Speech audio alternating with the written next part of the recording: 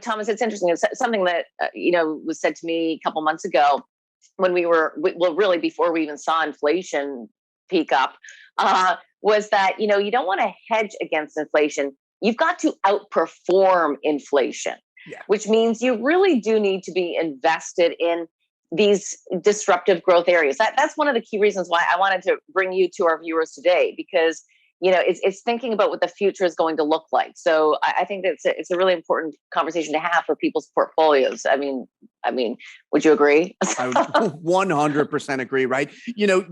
There's never been a time, obviously before you'd have these slow moving trains of consumer disruption, right? And it'd be, okay, Coke is kind of, Pepsi's eating a little bit of Coke's market share, and you come back to it a year later. We're living in a world where consumer adoption happens.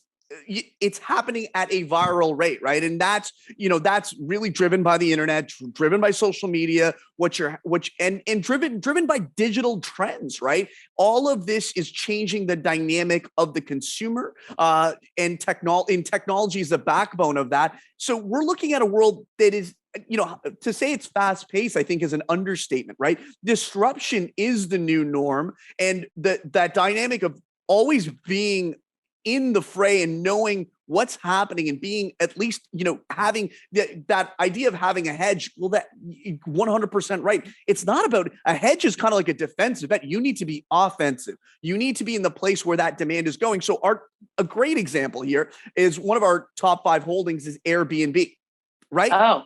I could own hotels, or I could own Airbnb. I'll tell you, I'll tell you who has a better hedge against inflation there. Full stop. Airbnb is a juggernaut, right? It's going to gobble up the world.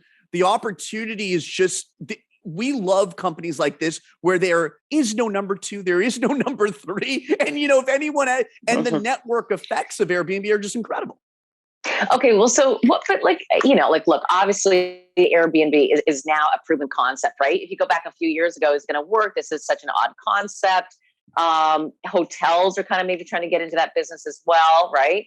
So, but why do you say it's going to be the number 1, and you'd rather invest in that than hotels? Like, what is it really about the concept that you love?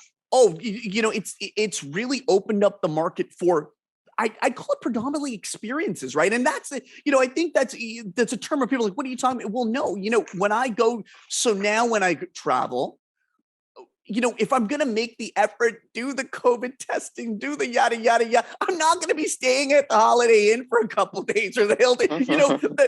I think about it and I'm like, listen, and this is what the CEO of Airbnb was alluding to, people are staying longer, right? The definition, especially work from home.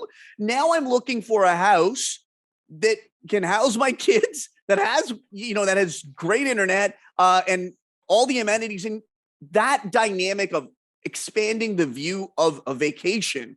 It's something that itself is just such a disruptive concept, right? And and we're seeing so much more of the experience come into it. It just really is, it's one of those, again, it comes back to talk to anyone who's like, that does Airbnb regularly, super fans. I want to own companies where there are super fans, right?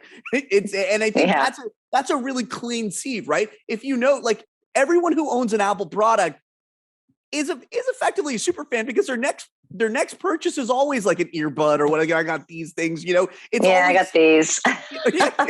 It's like, and they've got me because I'm a super fan, whether I want to wear an Apple t-shirt or not. I'm not really going to go outside of the ecosystem. And so if you can find franchises that cultivate super fans, you found a gem. And I won't do that for Hilton. I won't do that. What's wrong with Hilton? I'm still a hotel girl.